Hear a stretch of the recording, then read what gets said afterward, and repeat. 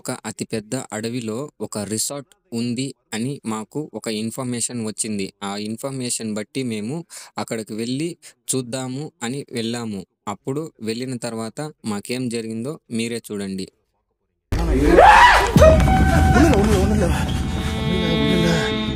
நீங்க திரும்ப எங்க முன்னாடி வர முடியுமா?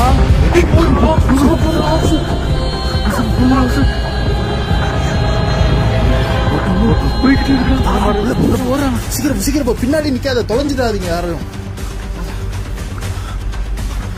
பார்த்து ஜாக்கிரதை.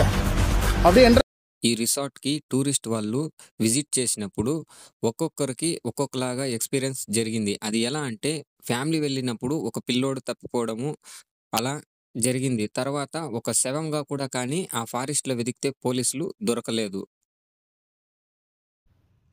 గైస్, మీరు ఈ వీడియోని చూస్తున్నవారు కొత్త వాళ్ళు ఎవరైనా వచ్చింటే సబ్స్క్రైబ్ చేసుకొని నోటిఫికేషన్ ఆన్ చేసుకోండి. అలానే మన ఇన్‌స్టాగ్రామ్ ఐడి లింక్ ఇస్తాను, అందులో కూడా ఫాలో అవ్వండి. 100 మెంబర్స్ మీరు ఎంత తొందరగా ఫాలోవర్స్ ఇంక్రీజ్ చేస్తే నేను అంత తొందరగా వీడియోస్ అప్లోడ్ చేస్తాను. கடைசியா உங்களை நான் இங்க தான் பார்த்தேன். இல்ல நாங்களும் இந்த காட்டுக்குள்ள உங்களை ஃபாலோ பண்ணி நடந்து வந்து சாவணும்னு நினைக்கிறீங்களா?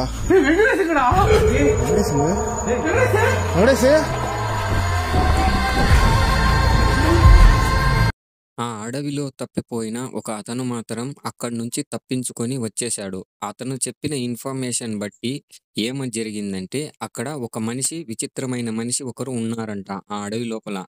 అక్కడ ఏం జరుగుతుందో ఇతను చూశాడు. అక్కడి నుంచి తప్పించుకొని వచ్చేశాడు. తర్వాత అతనిని ఎవరు కూడా కానీ చూడలేదు. வெங்கடேஷ்,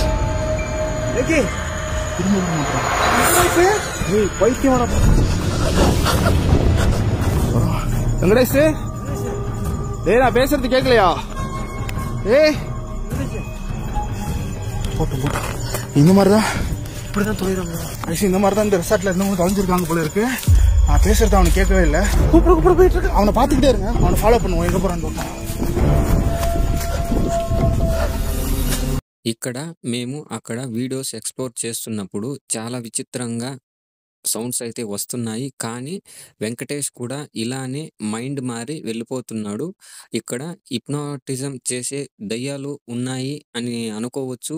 లేదా ఎవరైనా చేతబడి చేసేవాళ్ళు కూడా ఇక్కడ వచ్చి ఇలా ఏదైనా ఒక శక్తిని హిప్నోటైజ్ చేసేలాగా ఒక శక్తిని వదిలిపెట్టింటారని అనిపిస్తుంది.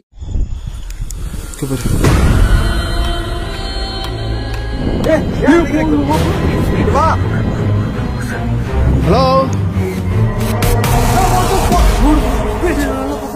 அது அடுத்து என்ன பண்ண போகுதுன்னு நமக்கு தெரியாது. சேஃபா இருக்கணும், அமைதியா இருக்கணும் ப்ளீஸ்.